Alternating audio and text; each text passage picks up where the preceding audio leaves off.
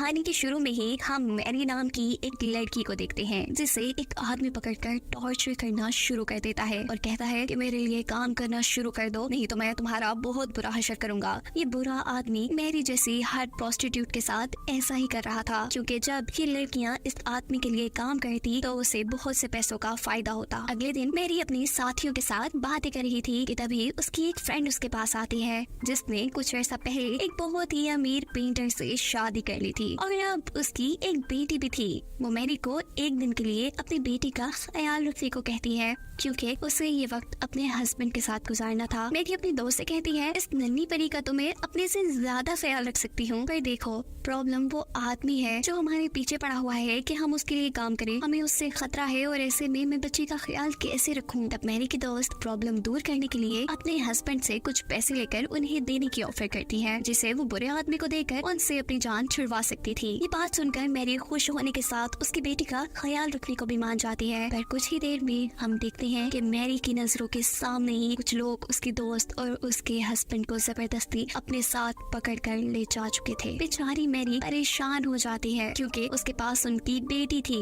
जिसे फीड करवाने तक के भी मैरी के पास पैसे नहीं थे और अब रात भी हो चुकी थी। मैरी के साथ ही अब उसे बच्ची का ख्याल रखने को कहते हुए खुद पैसों का इंतजाम करने के लिए बाहर निकलती है, पर रास्ते में अचानक ही कुछ लोग उसे पकड़कर पूरी तरह उसका गला काटकर उसका मर्डर कर देते हैं। सिर्फ यही नहीं, उन दरिंदों ने उसकी बॉडी के सारे ऑर्गन्स भी निकाल लिए थे। पुलिस यहाँ आती है, पर जब उन्हें केस समझ नहीं आता तो इस मर्डर की इन्वेस्टिगेशन का काम इंस्पेक्टर फ्रेडरिक को देने का सोचा जाता है, जो कि अपनी सिक्स सेंस और फ्यूचर की हल्की सी झलक देखने वाली पावर की वजह से क्राइम सीन का पता चलाने में माहिर थे। आज उसके पास उसके साथ ही इंस्पेक्टर आते हैं और उसे जब वो इस अजीब तरीके से होने वाले मर्डर की कहानी बताते हैं तो वो इसकी इन्वेस्टिगेशन के लिए तैयार हो जाता है। दूसरी तरफ हमें दिखाया जाता है रॉयल फैमिली के एक डॉक्टर को। ये शहर के सबसे बड़े सर्जन भी थे। उन्होंने पागलों के इलाज के लिए एक सर्जरी का तरीका ढूंढ निकाला था, जिस तरीके को आज वो एक पेशेंट पर एक्सपेरिमेंट करने वाले थे। ये पेशेंट और कोई नहीं बल्कि मैरी की वही दोस्त है जिसे कुछ लोगों ने उसके हस्बैंड के साथ किडनैप कर लिया था और अब उसे पागल करार देकर यहाँ लाया गया था। डॉक्टर उसके सर पर अपना काम शुरू कर देते हैं और यही से सीन कट होकर हमें मैरी और उसकी साथियों को दिखाया जाता है जो पिछले दिनों अपनी साथी के होने वाले मर्डर के बारे में ही बात कर रही थी। उन्हें लगता था कि ये काम उसी बुरे आदमी का है जो इन सब को अपने साथ काम करने के लिए मजबूर करता था। इन्होंने अभी उसे याद ही किया था कि वो दोबारा यहाँ आ जाता है और मैरी की एक साथी से उसके काम के पैसों में से आधे पैसे खींच लेता है और उसके ऐसा करने से ये लड़की उदास और परेशान होकर यहाँ से जाने लगती है। तभी रास्ते में एक आदमी उसे ग्रेप्स का लालच देकर अपनी गाड़ी में बिठा लेता है और थोड़ी ही दूर जाने पर उसका बेदर्दी से गला काट देता है और इससे पहले होने वाले मर्डर की तरह ही इस लड़की की बॉडी के भी ऑर्गन्स निकाल लिए जाते हैं। इस मर्डर सीन पर भी फ्रेडरिक आता है। वो पहले यहाँ ग्रेप्स की डंडियों को देखता है और फिर इस लड़की को पोस्टमार्टम के लिए ले जाता है, जिससे उसे पता चलता है कि पहले इसका गला काटा गया, जिसके बाद मारने वालों ने उसकी चेस्ट पर वार किया और फिर उसका पेट काटकर उसकी सारे ऑर्गन्स और उसकी सारी आंतें बाहर निकाल दी। फ्रेडरिक अब अपने सीनियर ऑफिसर के पास जाकर उन्हें बताता है कि ये किसी आम आदमी का काम नहीं बल्कि पढ़े लिखे सर्जन का काम है, क्योंकि बॉडी से ऑर्गन्स निकालने के लिए सर्जरी ब्लेड्स का इस्तेमाल हुआ है जिससे कोई आम इंसान इतनी महारत से नहीं चला सकता। साथ ही डेड बॉडीज के पास से ग्रेप्स की डंडियों का मिलना भी ये साबित करता है कि ये काम किसी अमीर आदमी का है। ऑफिसर इस सारी कहानी को बेकार मानते हुए उल्टा फ्रेडरिक को ही डांट कर ये कहते हैं कि जल्दी इस केस को तरीके से सॉल्व करो और खत्म करो। अब अगले दिन मरने वाली लड़की का फ्यूनरल था। मैरी और उसके सभी साथी भी यहाँ आई थी। इंस्पेक्टर फ्रेडरिक भी यहाँ आते हैं। वो चाह रहे थे कि मैरी की साथियों से कुछ इन्वेस्टिगेशन की जाए, पर वो सभी उसे इग्नोर करके आगे बढ़ जाती है और मैरी से मर्डर की बात करने पर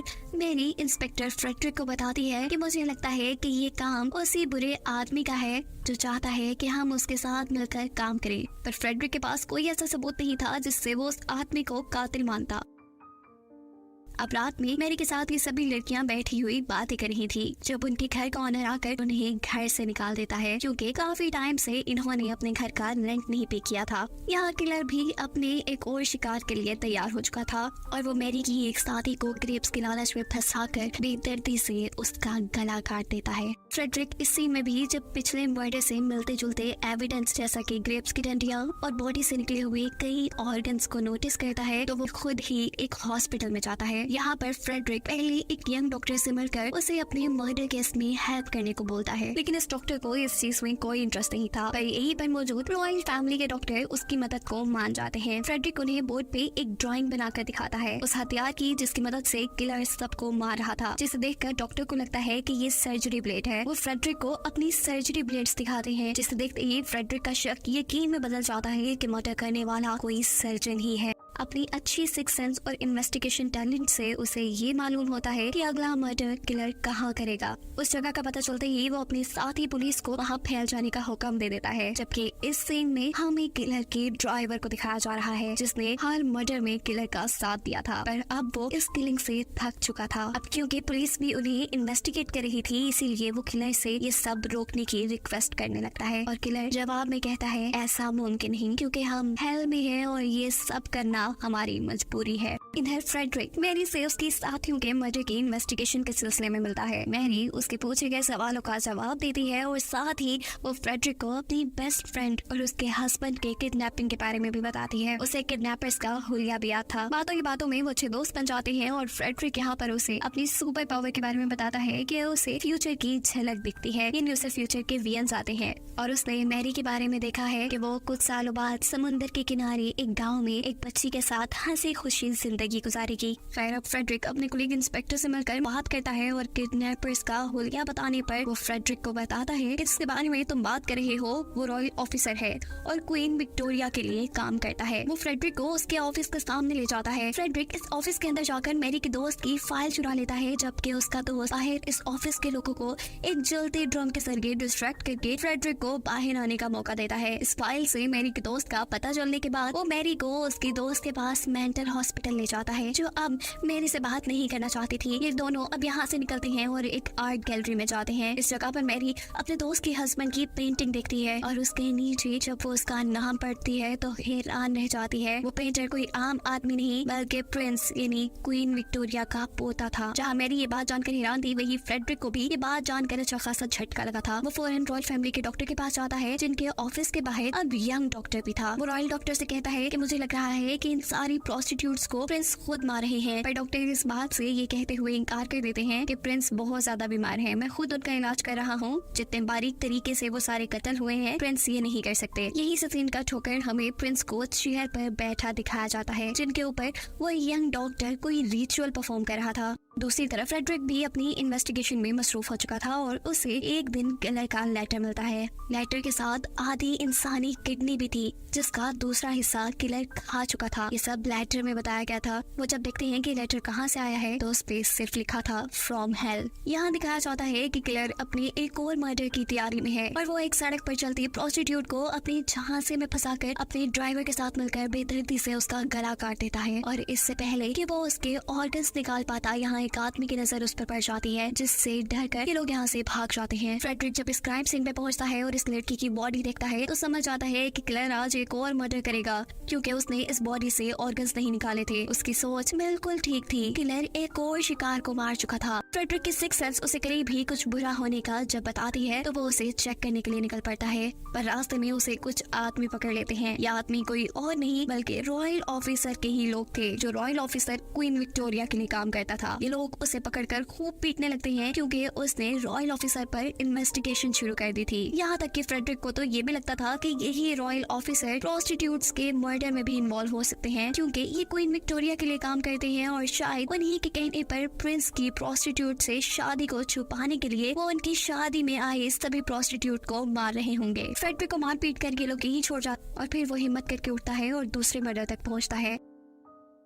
यहाँ इस बार उसके सीनियर भी आए थे। किलर ने इस लड़की को मारने के बाद दीवार पे लिखा था कि इन सारी मर्डर्स के पीछे ज्यूस यानी यहूदी नहीं है। जैसे पहले इस मुल्क में रहने वाले लोगों को लगने लगा था कि इन सारे मर्डर्स के पीछे ज्यूस हैं और उनको खत्म करने के लिए लोग सड़कों पे निकलने लगे थे। ज्यूस की जानों को खतरा हो चुका था और वो लोग घरों में बंद होकर रहते थे। फ्रेडरिक के सीनियर ऑफिसर उसे दीवार से ये सब मिटाने को बोलते हैं, पर वो ऐसा नहीं करता, क्योंकि ऐसा करने से मुल्क में ज्यूस के खिलाफ दोबारा से हंगामे हो सकते थे। अपने सीनियर की बात ना मानने पर पर उसे आखिर नौकरी से हाथ धोना पड़ता है और वो घर पर बैठ जाता है। कुछ दिन गुजरते हैं और एक दिन उसे वियन आता है कि किलर अब मैरी को मार रहा है। वो मैरी की जान बचाने के लिए उसके पास कुछ पैसे और एक लेटर भिजवाता है जिसमें लिखा था कि वो इस शहर को छोड़कर दूर चली जाए। फ्रेडरिक का वियन काफी हद तक ठीक था क्योंकि हम देखते हैं कि किलर के ड्राइवर ने अब मैरी का पता चला लिया है क्योंकि वो मैरी को ही अगला शिकार बनाने वाले हैं। इस वियन के बाद दोबारा फ्रेडरिक रॉयल डॉक्टर के पास आता है और उन्हें बताता है कि मुझे लग रहा है कि जो कोई भी मर्डर कर रहा है वो क्वीन विक्टोरिया के लिए काम करता है और प्रिंस की प्रोस्टिट्यूट से शादी की खबर को छुपाने के लिए उसकी शादी में आई सभी प्रोस्टिट्यूट को मार रहा है। फ्रेडरिक अब डॉक्टर से सवाल करता है कि आप भी क्वीन के पुराने आदमी हैं, क्या आपको उन्होंने प्रिंस की शादी छुपाने की ऑफर नहीं की? ये बात सुनते ही डॉक्टर गुस्से में आ चुके थे और गुस्से में उनके मुंह से फ्रेडरिक के सामने सारी सच्चाई निकल जाती है कि असल में वही क्वीन विक्टोरिया के लिए काम कर रहे हैं और उन्होंने ही प्रिंस की शादी की खबर छुपाने के लिए मर्डर भी किए। सिर्फ यही नहीं, उनके 3 साथी भी थे, वो यंग डॉक्टर, फ्रेडरिक के ही सीनियर ऑफिसर और वो रॉयल ऑफिसर जिसने मैरी की दोस्त को मूवी के स्टार्ट में किडनैप किया था। ये सब सुनते ही फ्रेडरिक उन्हें मारने के लिए अपनी गन तान लेता है, पर इससे पहले कि वो गोली चलाता डॉक्टर का दूसरा साथी पीछे से हमला करके फ्रेडरिक को बेहोश कर देता है। रॉयल डॉक्टर मैरी को कत्ल करने के लिए निकल जाते हैं जबकि बाकी सारे उनके साथी फ्रेडरिक को मारने में लग चुके थे। यंग डॉक्टर उसे मारने के लिए पॉइजन वाला इंजेक्शन भर रहा था। इससे पहले कि इंजेक्शन फ्रेडरिक को लग जाता, फ्रेडरिक बहुत हलचल मचाता है और इस सब में वो इंजेक्शन खुद ही यंग डॉक्टर को लग जाता है। रॉयल ऑफिसर चलती गाड़ी से गिर जाता है और इस सब का फायदा उठाते हुए फ्रेडरिक भी गाड़ी से निकलकर अपनी मैरी को बचाने के लिए भागता है और इससे पहले कि वो मैरी को बचाने के लिए पहुंचता, रॉयल डॉक्टर मैरी को बुरी तरीके से मार चुके थे। इस जगह पर फ्रेडरिक के सीनियर ऑफिसर भी आ गए थे। गुस्से में अपने सीनियर ऑफिसर से पूछता है कि बताइए मुझे डॉक्टर कहाँ मिलेंगे। सीनियर ऑफिसर उसे कुछ नहीं बताते, उल्टा उसे धमकाते हैं कि अगर तुमने उल्टा सीधा कुछ भी करने की कोशिश की तो तुम्हारे साथ भी बहुत बुरा होगा। बेचारा फ्रेडरिक गम में जब डेड बॉडी के पास पहुंचता है तो वहां जाकर उसे पता चलता है कि जिस लड़की का मर्डर हुआ था वो तो मैरी थी ही नहीं। इर्द गिर्द पता चलाने पर फ्रेडरिक को एक शॉपकीपर मैरी का एक खत देता है जिसमें लिखा था कि वो अपने गांव चली गई है, उसके साथ उसकी दोस्त की बेटी भी है और अब से उसकी जिंदगी का मकसद सिर्फ उस बच्चे को पालना है। सीन कट होकर हमें क्वीन विक्टोरिया को दिखाया जाता है जो कि लॉर्ड पर गुस्सा कर रही थी क्योंकि उन्होंने डॉक्टर को और लड़कियों को मारने का हुक्म सिर्फ इसलिए दिया था ताकि प्रिंस से प्रोस्टिट्यूट की शादी की खबर आगे ना फैल पाए। लेकिन लॉर्ड और उनकी एजेंसी के कुछ लोगों ने मिलकर उन लड़कियों के ऑर्गन्स निकालकर रिचुअल परफॉर्म करना शुरू कर दिए। लॉर्ड इस चीज की क्वीन विक्टोरिया से माफी मांगते हुए उन्हें बताते हैं कि क्वीन विक्टोरिया का काम भी पूरा हो चुका है, प्रिंस और प्रोस्टिट्यूट की शादी के सारे सबूत मिट चुके हैं। क्वीन ये जानकर बहुत खुश होती है और उनका शुक्रिया अदा करती है, जबकि दूसरी तरफ पुलिस डॉक्टर को भी पकड़ चुके थे। उन्हें कोर्ट लाया जाता है पर कोर्ट में डॉक्टर अपने किए की माफी नहीं मांगते। उनके इस एक्शन से कोर्ट को लगता है कि डॉक्टर पागल हो चुके हैं और उन्हें सजा दी जाती है कि उन्हीं के निकाले हुए पागल लोगों को ठीक करने के तरीकों के एक्सपेरिमेंट अब उन्हीं पे किए जाएं। कहानी सालों आगे बढ़ती है और हमें दिखाया जाता है कि मैरी अपने दोस्त की बेटी के साथ समुद्र के किनारे एक छोटे से घर में रहती है। ये बिल्कुल वही वियन था जो फ्रेडरिक ने काफी सालों पहले मैरी के लिए देखा था और अब मूवी के पोस्ट क्रेडिट सीन में फ्रेडरिक के घर उसका कुलीग आता है उसे जगाने के लिए, लेकिन यहाँ आकर उसे पता चलता है कि फ्रेडरिक मर चुका है। फ्रेडरिक के हाथ में मौजूद 2 सिक्कों से उसके कुलीग को ये पता चल चुका था कि उसने अपनी वाइफ के गम में और मैरी की याद में सुसाइड कर ली है। फ्रेडरिक का कुलीग ये सिक्के उठाकर उसकी आंखें बंद करके उसकी आंखों पे रख देता है और इस सीन के साथ ये कहानी यहाँ खत्म हो जाती है।